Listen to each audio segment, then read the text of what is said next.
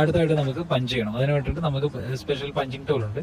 ഈ പഞ്ചിങ് ടൂളിൽ നമുക്ക് പ്രസ് ചെയ്യാനുള്ള 2 സ്ലോട്ടുകളുണ്ട്. അതിനകത്ത് നമുക്ക് ഉപയോഗിക്കാനുള്ളത്, അതിനകത്ത് 8P എന്ന് അടയാളപ്പെടുത്തിയിട്ടുള്ള ഒരു സ്ലോട്ട് ഉണ്ട്. അതിനകത്തേക്ക് നമ്മൾ കറക്റ്റ് നമ്മൾ RJ45 കയറ്റി വെച്ചതിന് ശേഷം നന്നായിട്ട് പ്രസ് ചെയ്ത് കൊടുക്കുക. നന്നായിട്ട് പ്രസ് ചെയ്തതിന് ശേഷം നമ്മൾ ഇതിനകത്ത് ലിവർ നന്നായിട്ട് വലിച്ച് ടൈറ്റ് ചെയ്യണം.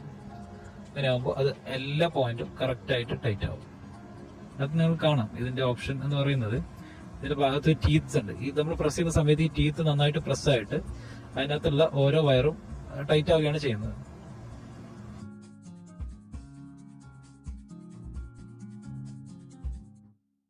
ഇത് നമ്മൾ നന്നായിട്ട് പ്രസ് ചെയ്യണം. നന്നായിട്ട് പ്രസ് ചെയ്ത് ശേഷം നമുക്ക് ഇത് റിലീസ് ചെയ്യാം.